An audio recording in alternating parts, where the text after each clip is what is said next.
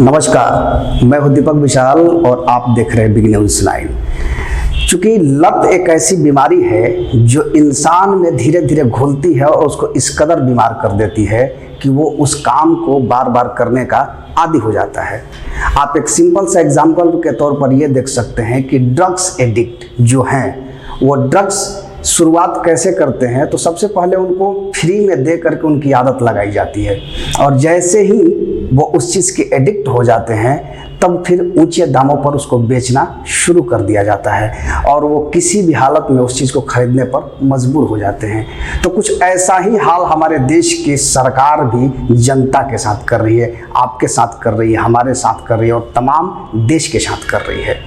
सबसे पहले किसी चीज़ को लत लगवाना, तो ये लत लगाने वाली चीज़ इसलिए मैं कह रहा हूँ क्योंकि जिस तरह से एलपीजी जो गैस सिलेंडर, रसोई गैस जो आपके घरों में खाना बनाने का काम आता है, उसके दाम की जिस तरह से वृद्धि हुई है ये एक लत की तरह ही है और सरकार इसी नब्ज को पकड़ते हुए इसी का प्रयोग करके आम जनता को इसमें धोखा देने का काम कर रही है। तो हम तफसील से इस बात को समझेंगे कि 2014 से पहले जब कांग्रेस की सरकार थी तब अगर किसी भी स्तर पर, चाहे सब्जी की महंगाई हो, दाल हो, सब गैस सिलेंडर हो या पेट्रोल कि जब भी कीमत में 1-2 रुपया भी अगर वृद्धि होती थी तो मौजूदा सरकार यानी बीजेपी के तमाम नेता, जैसे स्मृति ईरानी को ले लीजिए, अमित शाह जी हैं, उसके अलावा स्वर्गीय श्रीमती सुषमा स्वराज जी थी और तमाम बीजेपी के जो नेता थे, ये सड़कों पर अलग अलग तरह के प्रदर्शन करते थे। जैसे अगर प्याज महंगा हुआ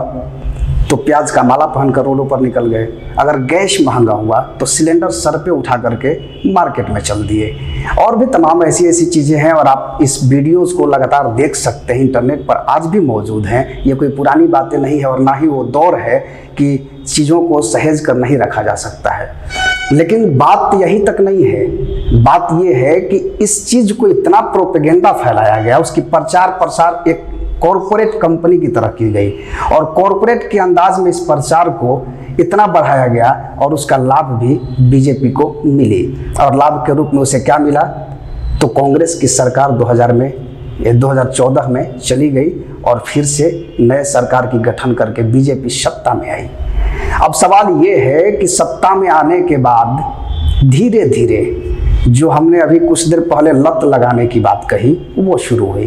तो हम नरेंद्र मोदी और प्रधानमंत्री जो भारत के हैं उनके तमाम योजनाओं को बारी बारी से रखेंगे और ये समझाएंगे कि किस तरह से लोगों को लत लगाया गया। आपको याद होगा कि जब गैस सिलेंडर की बात आई तो उसमें एक सबसे अहम योजना था उज्ज्वला योजना, जिसमें ये कहा गया कि गरीब परिवारों को, जो माँ जो बहनें घर में रसोई में जो लकड़ी पर, कोयला पर खाना बनाती है, धुआं से उनकी आँख खराब हो रहे हैं, उनके सेहत पे असर पड़ रहा है, इसको देखते हुए प्रधानमंत्री ने उज्ज्वला योजना लागू किया। अब उज्ज्वला योजना के तहत उन तमाम गरीब लोगों के घरों में सिलेंडर और चूल्हा तो पहुंचा दिया गया, लेकिन सवाल अभी भी यही है कि जिस तरह से गैस का सिलेंडर का दाम बढ़ते जा रहा है, ऐसे दौर में जिनके घरों में 2 वक्त की रोजी रोटी नहीं थी उनको सिलेंडर दिया गया, तो क्या वो फिर से इस सिलेंडर को भराने में सक्षम हो गए? तमाम सवाल हैं, लेकिन सबसे बड़ा मुद्दा ये है कि अब लत कैसे लगी। लत ये लगी कि आप शुरू में जब सिलेंडर का दाम 1000 रुपया लिया जाने लगा, 900 रुपये लिए जाने लगे और ये कहा गया कि ये सब्सिडी जो है वो आपके अकाउंट में आएगा। इससे पहले ऐसी सुविधाएं नहीं थी। 2014 से पहले अगर कांग्रेस की सरकार को देखें तो कांग्रेस सरकार सब्सिडी को हटा करके गैस सिलेंडर आपको देती थी, जो 300 कुछ रुपया, 400 रुपया या 450 रुपया तक हुआ करती थी। लेकिन जैसे ही बीजेपी सरकार सत्ता में आई, उन्होंने ये कहा कि सब्सिडी तो आपको मिलेगी, लेकिन ये सब्सिडी आपके अकाउंट में जाएगा, न कि हम सब्सिडी काट के आपको सिलेंडर देंगे। उसका खामियाजा ये हुआ कि लोग धीरे धीरे 1000 रुपये देने के आदी हो गए। सब्सिडी अकाउंट में आया या नहीं आया ये किसी को फर्क भी नहीं पड़ता था, क्योंकि उनके दिमाग में ये बैठ गया कि हमें गैस सिलेंडर लेना है तो 900 रुपये, 700 रुपये, 1000 रुपये, जो भी रेट जिस समय तय था वो देने की कोशिश करने लगा। धीरे धीरे सब्सिडी आया भी लेकिन ये सब्सिडी धीरे धीरे घटते चला गया। जो अकाउंट में आने वाला बैलेंस था, पहले 200 आया, फिर 150, ऐसे करके एक समय ऐसा आया कि सब्सिडी ही गायब कर दिया गया। कुछ वक्त पहले नरेंद्र मोदी साहब अपने भाषण में ये बात कहते हैं कि जो देश के संभ्रांत लोग हैं वो अपनी सब्सिडी छोड़ें ताकि उन गरीब लोगों के घरों में चूल्हा जल सके जो गैस खरीदने में सक्षम नहीं है। तो क्या ये सवाल उनसे पूछा नहीं जाना चाहिए कि जब आज सिलेंडर का दाम 891 रुपया हो गया है, तो ऐसे में उन गरीब परिवारों का क्या होगा जिनके बारे में आप चर्चा करते थे? वो गैस कैसे भराएंगे, वो खाना कैसे पकाएंगे? इन तमाम चीज़ों को अगर देखा जाए तो ये एक बहुत बड़ा प्रोपेगेंडा है। अब अगर हम गैस सिलेंडर से इतर कुछ और बात करते हैं तो आपको याद होगा जनधन योजना। ये भी एक लत था और इसमें भी लोग फंसते चले गए। अब ये लत कैसे है, इसको मैं तफसील से समझा रहा हूँ कि जनधन योजना का मूल उद्देश्य ये था कि हर व्यक्ति का अपना अकाउंट हो। अब सवाल ये उठता है कि जिसके पास पैसा ही नहीं है वो अकाउंट रख के क्या करेगा? लेकिन इसके बावजूद भी लोगों ने बैंकों में अकाउंट खुलवाना शुरू किया। क्योंकि मिनिमम प्राइस पर ये अकाउंट्स खुलते थे तो लोगों ने सोचा कि ठीक है, कर लिया जाए। अब इसमें क्या होता था कि जब जनधन अकाउंट खुले तो इसमें पैसे भी डालने की अनुमति की गई।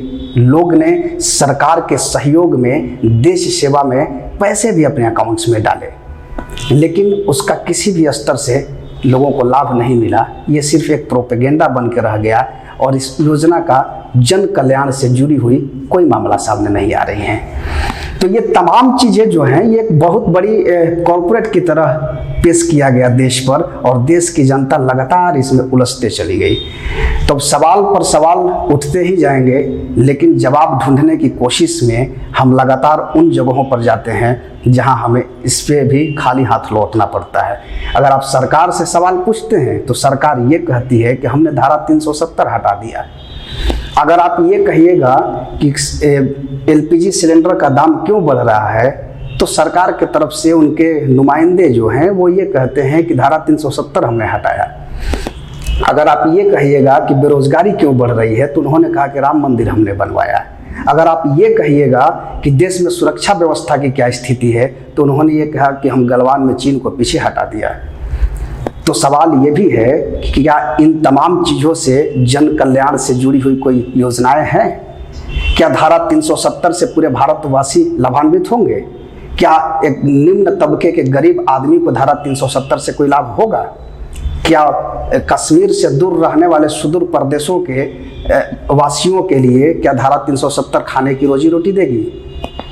या फिर अगर हम बात करें कि राम मंदिर, मैं बहुत अच्छे से इस बात को कह रहा हूं कि राम मंदिर अच्छी बात है, बनना चाहिए, लेकिन क्या ये इसको एक योजना के तहत देखा जाए कि हर बात में जो भारतीय जनता पार्टी यानी मौजूदा सरकार के नुमाइंदे हैं इस बात की चर्चा करते हैं कि सरकार की बहुत बड़ी उपलब्धि है, तो क्या ये जन कल्याण के लिए है? अगर अयोध्या में राम मंदिर बनता है तो बिहार के पूर्णिया के किसी दूर गांव में बसे एक गरीब परिवार के घर में इससे क्या लाभ होगा? क्या इसका जवाब सरकार देगी? राम मंदिर बनता है तो उत्तर प्रदेश के बनारस के किसी सुदूर गांव में एक छोटे से परिवार के घर में क्या लाभ देगा? तो जन कल्याण योजनाओं की अगर हम बात करें तो सरकार के पास गिने चुनी योजनाएं हैं। अगर हम किसान सम्मान निधि की बात करें तो ये वाकई में सराहनीय कदम था सरकार का, जिन्होंने किसानों के बारे में सोचा। जो छोटे किसान थे उनको लाभ दिया गया, लेकिन अभी जिस तरह से जो बिल बनाया गया, तीनों कृषि कानून, इसके खिलाफ बॉर्डर पर किसान प्रदर्शन कर रहे हैं, लेकिन उनके प्रति सरकार का रवैया जो है वो काफ़ी उदासीन है। तो देश में तमाम योजनाओं का लत है, उसे आपको लगाया गया और इसके प्रोपेगेंडा बनाई गई। बड़े बड़े बैनरों पर प्रधानमंत्री नरेंद्र मोदी साहब के पोस्टर्स लगाए गए और पेट्रोल पंपों पर चिपका दिया गया, और उनके मुस्कुराते हुए चेहरे को देखकर आपको ऐसा प्रतीत होगा कि शायद पेट्रोल हमें मुफ्त में ही मिल गया है।